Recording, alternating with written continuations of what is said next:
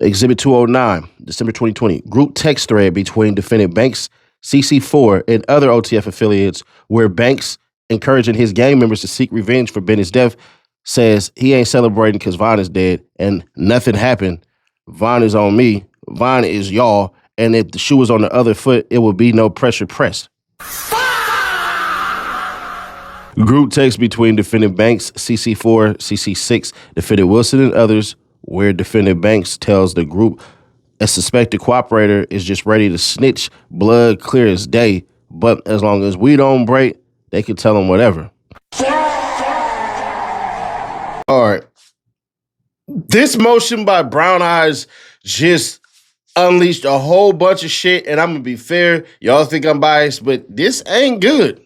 This out real quick. Government's opposition to defendant Lindsay's motion in limine to exclude cooperator and co-conspirator hearsay.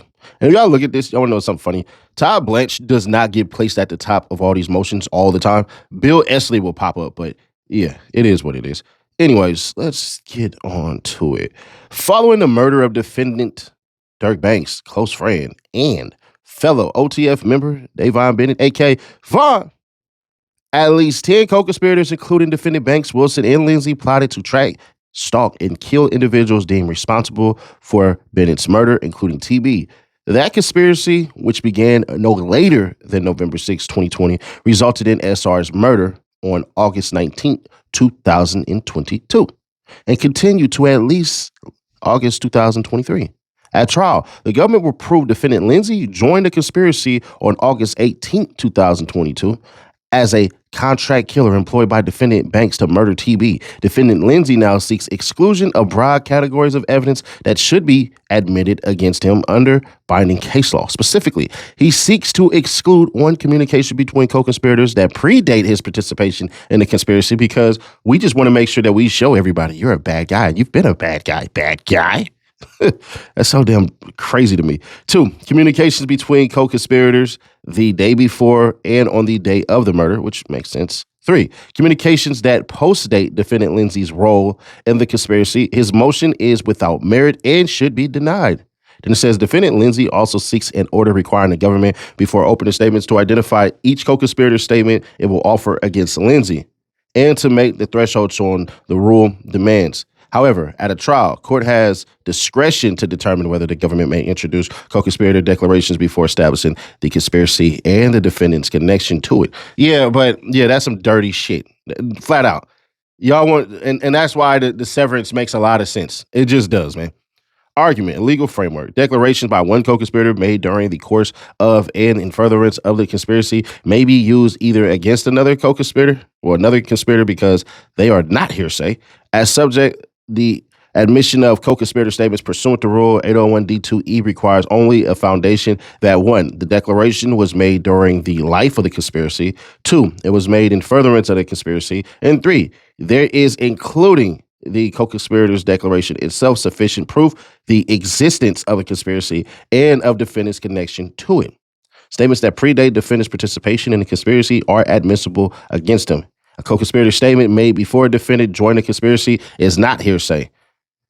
We ain't reading that bullshit. Conspirators are not hearsay even if made prior to the defendant joining the conspiracy, which is that's oddball to me, but whatever. Defendant Lindsay argues that nothing connects him to anything before August 18, 2022. That argument is legally irrelevant and is factually inaccurate, given his pre-existing relationship with defendant Wilson when defendant Lindsay joined the conspiracy on August 18 by flying from Chicago to Los Angeles to stalk and murder TB in exchange for a monetary reward. He joined the conspiracy that began in November 2020 following Bennett's death. In doing so, he took the conspiracy as he found it.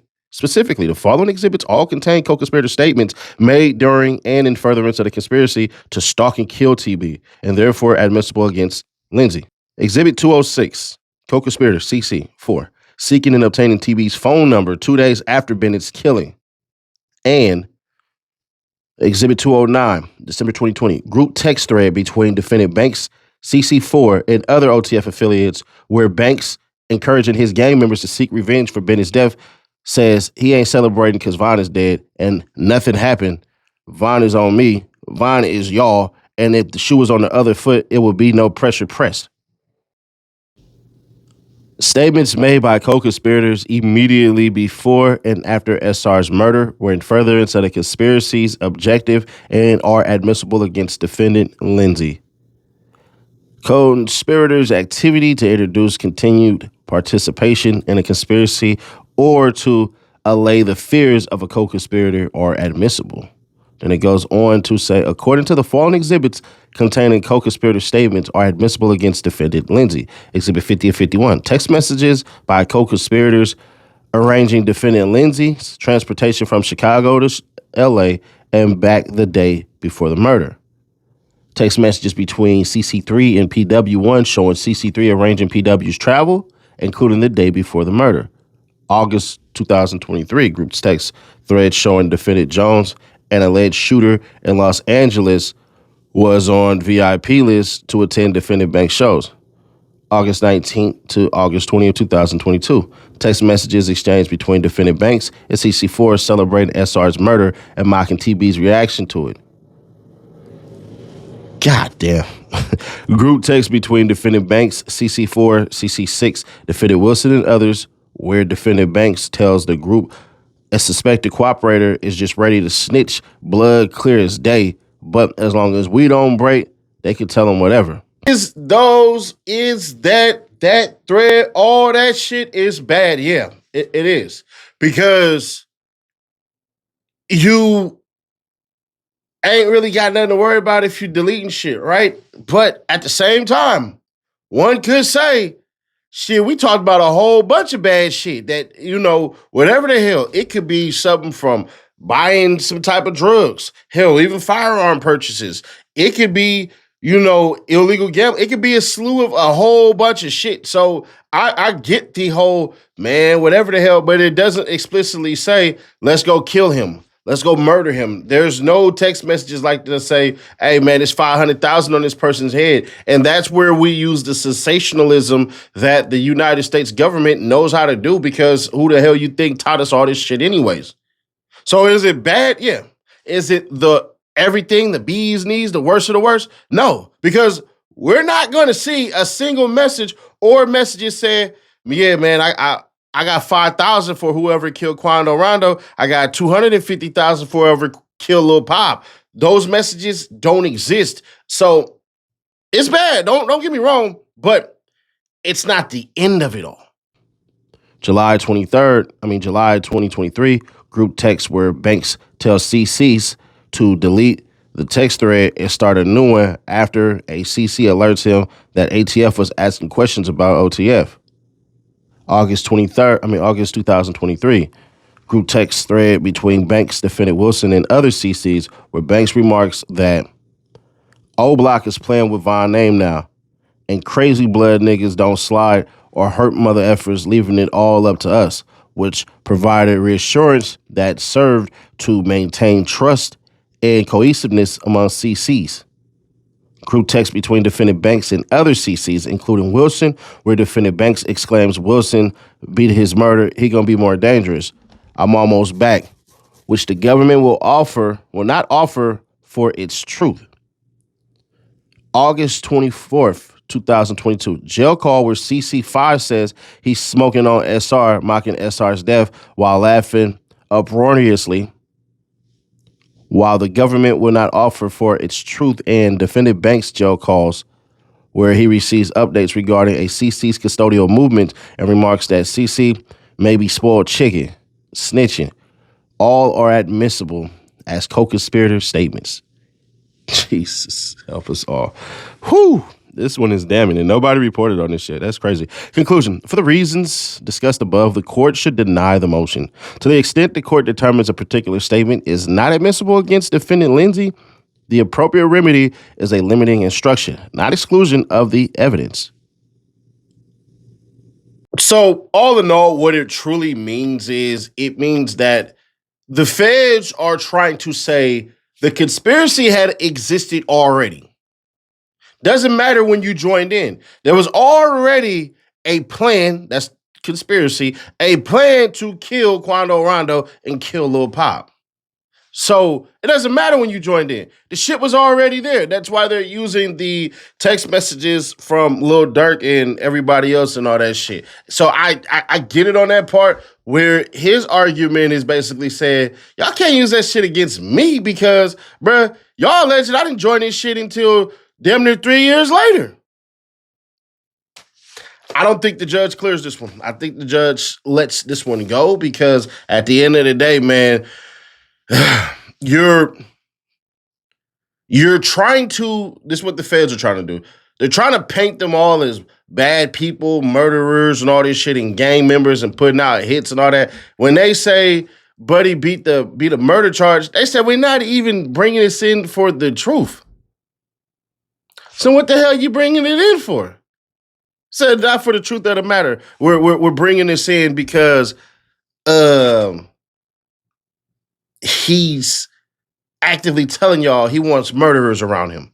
He wants killers around him. He wants shooters around him. That's why, because of the people that he's surrounding himself by. And I guess you can make that case. I can't argue against it. It's a hell of a case to make. This is what the feds are doing. So I know there are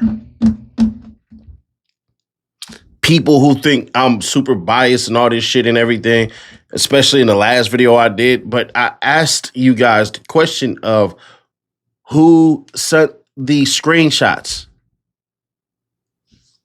And on top of that, are we not going to act like there weren't NBA YoungBoy members and all them cats over there that wasn't celebrating King Von being dead?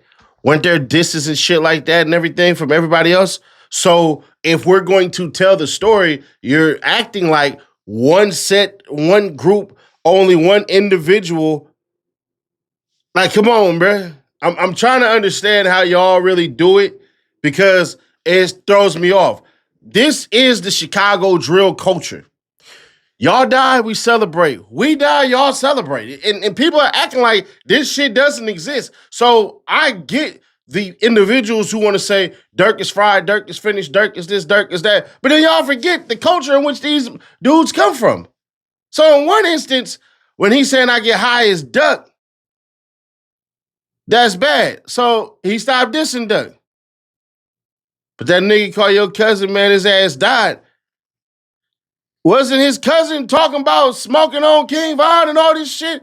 Rest in peace, King Von. Happy birthday to you. But this is the damn culture. Did we not? We ever said this up there, bitch? I swear to God, I mean it. We already in hell since 12. We've been demons. So we gonna act like this ain't that culture. Okay. So pretend that then. That's fine. That's fine. I'm not gonna pretend it. And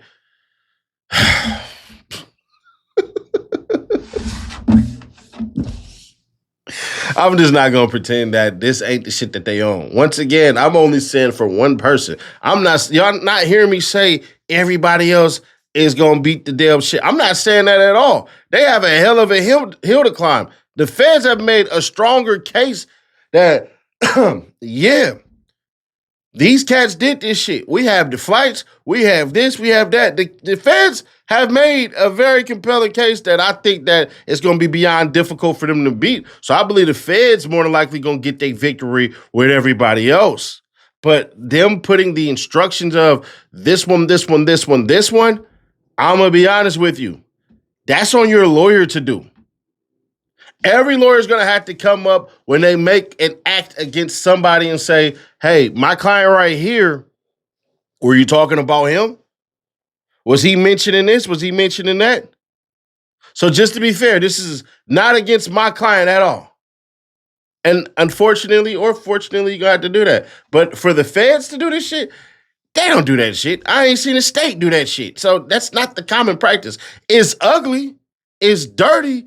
It's murky, it's muggy, it's muddy, it's all of those things that you want to add. Whatever synonyms you want to put in the comments for sure. But this is commonplace and common practice. So I can't sit here and play Captain Pretend with you all because at the end of the day, nah. But them texts do look bad. I'm just going to be honest. But to pretend as though those texts at that time and all that shit, bruh, hold on. Y'all gonna act like they weren't doing this shit already? And for those who say, well, Nash, you send text back, they are. But if I'm a lawyer, I'm a hood lawyer, so I'm not a real one. Some of y'all think I'm a terrible lawyer. Okay, that's fine. I don't give a shit. I'm gonna say, hey, question. Are you familiar with the drill rap scene? Yes. Okay. You know they do this shit? Yeah. All right.